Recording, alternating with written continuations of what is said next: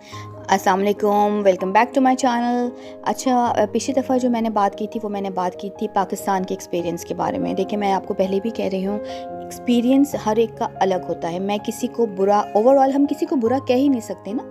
हर एक, अगर एक को हम बुरा कहें वो सारे ही बुरे हो जाएं तो नहीं हो सकता। Definitely we have the best doctors here in Pakistan, और जो कि हमारे ही डॉक्टर्स बाहर भी सर्व कर रहे हैं, मगर बाहर उनका एटीट्यूड, उनका behaviour is much much better then here in Pakistan, जो मेरा एक्सपीरियंस है। ठीक है। जब मेरी सेकंड प्रेगनेंसी हुई तो इट वाज़ आफ्टर, अल्हम्दुलिल्लाह, मेरा क्योंकि फ़र्स्ट बेबी भी मेरा थोड़ा लेट हुआ था, तो उसके बाद जो है वो सेकंड बेबी मेरा अभी आफ्टर 8 इयर्स हुआ। अब फर्स्ट बेबी की वजह से I was very much worried, तो वो मुझे डॉक्टर भी ऐसी मिली, बड़ी स्ट्रिक्ट, बड़ी सख्त, और बड़ी ही हर हर विज़िट पे मुझे कुछ ना कुछ बोलना, मेरे वेट पे बोलना, ये सब कहना, ये सारा कुछ। नेक्स्ट जो मेरी हुई pregnancy, that was when I was in Saudi Arabia, Jeddah. वहाँ पे मेरी जो गायनेकोलॉजिस्ट थी, शी वाज़ एन इजिप्शियन। वैसे वहाँ पे पाकिस्तानी भी गायनेकोलॉजिस्ट थी, लेकिन इनके पास मैं पहले भी फर्दर जा चुकी थी, तो मैं इनसे काफ़ी कंफर्टेबल थी। That was the time, definitely pregnancy was the time. वैसे भी आप नॉर्मल भी अगर बुखार के लिए भी जाते हैं, तो मैं कहती हूँ डॉक्टर का मुंह जो है ना, उसका डॉक्टर का बूथा, डॉक्टर का मुंह सबसे ज़्यादा सॉफ्ट और काइंड हार्टेड होना चाहिए, ताकि क्योंकि ज़ाहिर है हम डॉक्टर के पास कोई टाइम गुजारने या कोई किसी एंटरटेनमेंट या इन्जॉयमेंट के लिए तो नहीं जाते ना। डेफिनेटली हमें पेन में होते हैं, हम किसी तकलीफ़ में होते हैं, चाहे वो छोटी हो या बड़ी हो, तो हम वहाँ जाते हैं ताकि हमें वो जो डर है हमारे अंदर कि अल्लाह ना करे पता नहीं क्या है, क्या प्रॉब्लम है, क्या बीमारी है, वो डॉक्टर ही हमें थोड़ा सा हमें रिलैक्स करते हैं, दवा देते हैं, मेडिसिन देते हैं, और फिर हम लोग ठीक होते हैं। तो बहरहाल शी वाज़ द वन जो कि मुझे अब हैंडल कर रही थी my second pregnancy as usual. उसमें भी मेरा वेट गेन पहले से बल्कि ज़्यादा ही था, होता जा रहा था। क्रेविंग भी मेरी वैसे ही थी कि आई डोंट फील लाइक, कुछ होते हैं प्रेगनेंसी में जो बिल्कुल खा नहीं सकते, बट अल्हम्दुलिल्लाह मेरी प्रेगनेंसी ऐसी थी कि मैं खाए ही जा रही थी। मतलब आई feel like eating every time, और ईटिंग भी ऐसी नहीं होती थी कि नॉर्मल चीज़ें, आई फील लाइक ईटिंग ऐसे, मतलब हैवी चीज़ें, फास्ट फूड, पराठे शराठे, सारा कुछ। But that was the time, वही मैं जब उनके पास थी, मैं Egyptian doctor, she was doctor Areeba, and she was a very nice doctor. और उन्होंने मुझे कहा, एज़ यूजुअल मैंने उनसे कहा कि भाई मैं वेट गेन मेरा बहुत ज़्यादा हो रहा है। और हाँ, एक और चीज़ मेरी हो गई इस वाली प्रेगनेंसी में, सेकेंड प्रेगनेंसी में, वो मुझे गेस्टेशनल डायबिटीज़ हो गई। अब मैं ये सोचती हूँ, अगर ये मुझे फ़र्स्ट प्रेगनेंसी में होती तो उन्होंने तो मुझे मज़ीद, उस डॉक्टर ने तो मेरा मज़ीद तो बेड़ा गर्क कर देना था, ये कहते हुए कि देखा, इतने वज़न की वजह से ही ये वाली डायबिटीज़ तुम्हें हो गई है। क्योंकि ये डायबिटीज़ ऐसी होती है कि आफ्टर प्रेगनेंसी, आफ्टर डिलीवरी, कुछ अरसे के बाद ये आपकी ख़त्म भी हो जाती है। तो खैर, बहरहाल वो मुझे गेस्टेशनल डायबिटीज़ भी हो गई। I remember I was craving for rice. रात की को 3 बजे मैं उठी हूँ, और मैंने, क्रेविंग आपको यही टाइम पर होती है, उसके बाद वो क्रेविंग आपको फिर नहीं होती नॉर्मल डेज़ में। तो खैर, मुझे चने वाले चावल खाने का बड़ा दिल चाहा, तो I went into the kitchen, क्योंकि मुझे पता था चावल रखे हुए। मैंने उसको गर्म किया माइक्रोवेव में, और मैंने गरम रात की 3 बजे खाए, और मुझे ऐसा लगा कि पता नहीं मैंने क्या मुझे मिल गया है, और मुझे फिर सुकून की नींद आई। नेक्स्ट डे आई फेल्ट कि मेरी बॉडी स्वेलिन है, मुझे कुछ स्वेलिंग सी फील हुई अपनी ना, और मुझे कुछ डिफरेंट फील हुआ। I went to the doctor, उन्होंने मुझे फ़ौरन देखा। डॉक्टर्स हैं, वो जल्दी पहचान जाते हैं। उन्होंने फ़ौरन कहा कि आप जाएं for your blood sugar test. मैंने ब्लड शुगर टेस्ट कराया तो इट वाज़ वेरी हाई। मैं रोना शुरू हो गई। मैंने कहा, हो अल्लाह खैर करे, अब क्या होगा, क्योंकि माई हस्बैंड इज़ डायबिटिक। और मैंने कहा, अब ये तो खुदा ना खास्ता बेबी पे ना, ज़ाहिर है आप फ़ौरन सोचते हैं बेबी पे। मैं डायबिटिक नहीं थी, मैं डायबिटिक नहीं, अभी भी नहीं हूँ अल्हम्दुलिल्लाह। वो गेस्टेशनल डायबिटीज़ थी, वो मेरी प्रेगनेंसी के बाद ख़त्म हो गई। बट आई वाज़ वरीड कि अल्लाह खैर करे, अब बेबी पे ना कुछ इफ़ेक्ट आ जाए।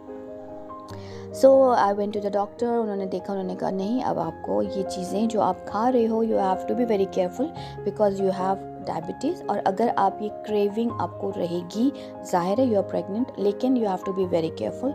आपको अच्छा, मैंने तो रोना, लिटरली मैंने रोना शुरू कर दिया। मैंने कहा, नहीं, I don't want to take insulin because she said you have to take insulin. बहुत कम मुझे उसके यूनिट लेने थे, but definitely I have to take insulin, क्योंकि मेरे हस्बैंड लेते थे।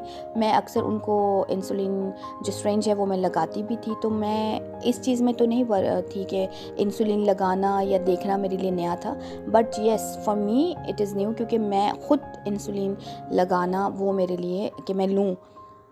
मैंने उनसे कहा कि नहीं मैं नहीं लूँगी, तो डॉक्टर ने मुझे समझाया, बहुत ज़्यादा मेरी काउंसलिंग की कि देखें अगर आप नहीं लेती हैं तो that will be a trouble not for you but for your baby also.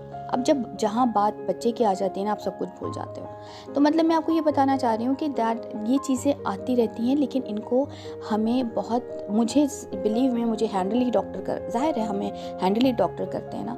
तो that gynaecologist he said no you have to be in a very मतलब आपको बहुत पॉजिटिव रहना है, स्ट्रेस नहीं लेना। मेरा वेट गेन भी हो रहा था बहुत ज़्यादा, तो उन्होंने कहा वेट गेन हो रहा है लेकिन you have to be careful. अब आपको थोड़ा सा ये जो रात के 3 बजे उठ के मैं पिज़्ज़ा और ये चावल, और स्पेशली चावल की क्रेविंग तो ऐसी होती थी कि उफ मत पूछें। अब ये सारी चीज़ें ज़ाहिर है शुगर में आपको ऐसी, अगर डायबिटीज़ है, गेस्टेशनल डायबिटीज़ भी है, तो उसमें ज़ाहिर है आपको एहतियात करनी है।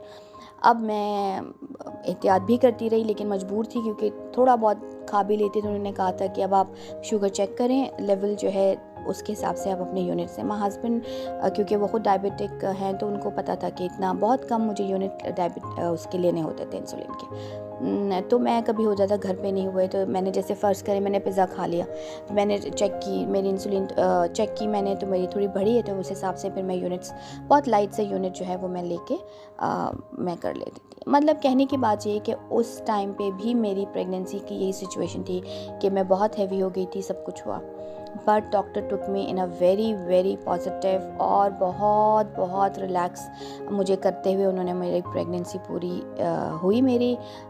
और जस्ट टू से कि ये टाइम पे अगर मैं और ज़्यादा, फिर वही ऐसा हुआ कि मुझे कोई बॉडी शेमिंग और फैट शेमिंग स्पेशली जिसको मैंने फ़ेस किया, मुझे फ़ेस नहीं करना पड़ा वहाँ पे, बल्कि आप बिलीव करें आफ्टर दैट द डॉक्टर, वो मैं आपको बता रही हूँ बहुत अच्छी थी, बट आफ्टर डिलीवरी, क्योंकि मुझे फर्स्ट प्रेगनेंसी में मेरी डिलीवरी के बाद nurses were also very rude. यानी नर्सेज़ की जो है ना बातें ऐसी होती हैं कि ये पहली बार किया है, ये दर्द तो होता ही है। एनी हाउ अब आप ये कहें कि बहुत आपके ऐसी जगह पे ऐसे डॉक्टर्स के पास जाती हैं, हाई फाई किसी हॉस्पिटल में जाते हैं, तो ये सब एक मैंने आपको बताया एक्सपीरियंस की बात है। ये ज़रूरी नहीं कि हाई कोई बहुत महंगे हॉस्पिटल में मैं जाती या कुछ बहुत ऐसे जाती है। अगर आपकी अंदर ह्यूमैनिटी है, आप इंसानियत और दर्द रखते हैं, तो वो आप किसी भी बड़े हॉस्पिटल में या छोटे हॉस्पिटल में हो, it doesn't matter is what you are dealing, how you are dealing with your patient. तो खैर उन्होंने वहाँ पे जो नर्सेस थी, आई कैन से कि वो जो मेरी फ़िलिपिनो नर्सेस थी, चाइनीज़ जो है ना, ये आप लोगों ने एक्सपीरियंस किया होगा, जो जिनके पास भी जिन्होंने फ़िलीपींस की लोगों को देखा है, वो बहुत बहुत सॉफ्ट होते हैं, बहुत नरम लहजे में बात करते हैं, बदतमीज़ नहीं होते। हमारा तो मतलब वेटर्स भी बदतमीज़ी में बोलते हैं, नहीं उसका भी मैं आपको एक स्टोरी सुनाऊंगी अपनी कि वेटर से हमारी क्या हुई थी बहस। But anyway that is something मैं बता रही हूँ कि वो फिलिपीनीज जो है ना, they are very kind people, बहुत तमीज़ से बहुत तरीके से बात करते हैं।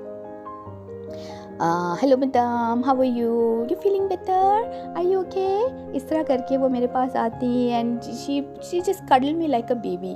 मेरा अपना बेबी हुआ but she was cuddling me like a baby. Oh madam, I hope you are fine, everything is good. जी आई फील लाइक, मतलब एक फीलिंग होती थी ना रिलैक्सेशन की, because there you are alone in a way कि भाई ज़ाहिर है आपकी माँ नहीं होती है आपके पास, जो करीबी रिश्ते होते हैं जो उस वक्त ज़रूरत होते हैं। हस्बैंड भी ज़ाहिर है वो हर वक्त साथ नहीं होते हैं, जॉब पर से आकर ही यूज़ टू, वो माशाल्लाह बड़ा बेटा मेरा जो है वो अपने बाबा के साथ आते हैं देखते करते। तो आई रिमेंबर फर्स्ट प्रेगनेंसी में उन्होंने जिस तरह मुझे मतलब ठीक है मैं उठ नहीं सकती, मेरे लिए प्रॉब्लम, मैं हैवी वेट, सब कुछ है मेरे साथ, लेकिन आप बात तो तमीज़ से। वो जो फिलिपिनो नर्स थी मेरी, जब वो आती थी तो शी यूज़ टू क्लीन मी, और कोई नाक मुँह नहीं चढ़ाना।